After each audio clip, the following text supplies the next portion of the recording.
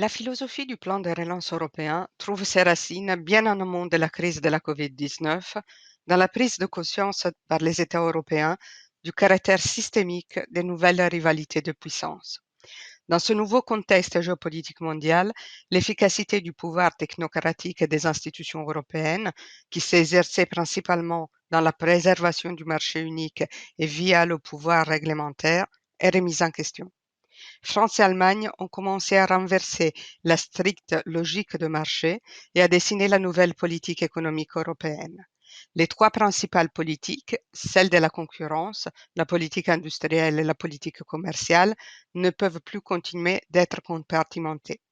Le rôle de la puissance publique dans l'incitation à la nécessaire transformation des économies européennes a été réaffirmé.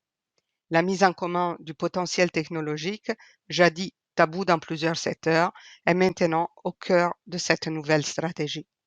Le plan de relance européen s'inscrit dans cette nouvelle logique de riposte stratégique pour réactiver et optimiser le moteur interne de l'Union pour piloter une remise à niveau technologique du continent.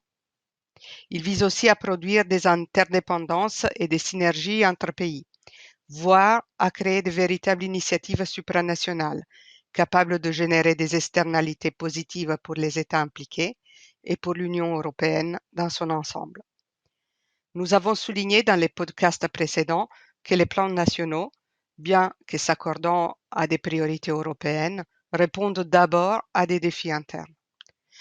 Le principal poste de dépense est la mobilité soutenable en Allemagne et en Espagne, l'inclusion et la cohésion sociale et territoriale en France et au Portugal, l'efficacité énergétique en Grèce et en Belgique, tandis qu'en Italie, ce sont les infrastructures ferroviaires.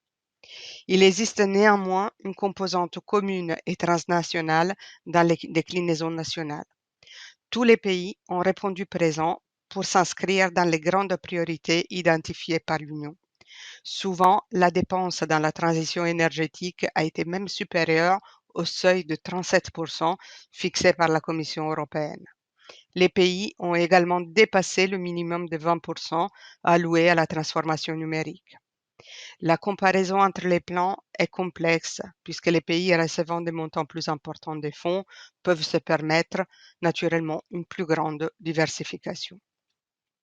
Parmi les grands projets identifiés comme essentiels dans la stratégie industrielle européenne, des coopérations sont inscrites dans les plans nationaux dans les domaines de l'hydrogène et des batteries électriques entre la France et l'Allemagne, dans la microélectronique et la 5G entre la France, l'Allemagne et l'Espagne.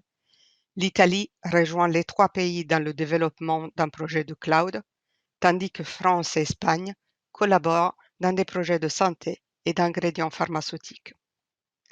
Le plan de relance ne pourra pas à lui seul déterminer le succès de la nouvelle stratégie industrielle de l'Union, mais ces initiatives pourraient donner lieu à des formes de coopération supranationale irréversibles, capables d'accélérer la coordination budgétaire européenne et même de la dépasser pour constituer le squelette d'une politique budgétaire commune, pourquoi pas financée par une dette commune.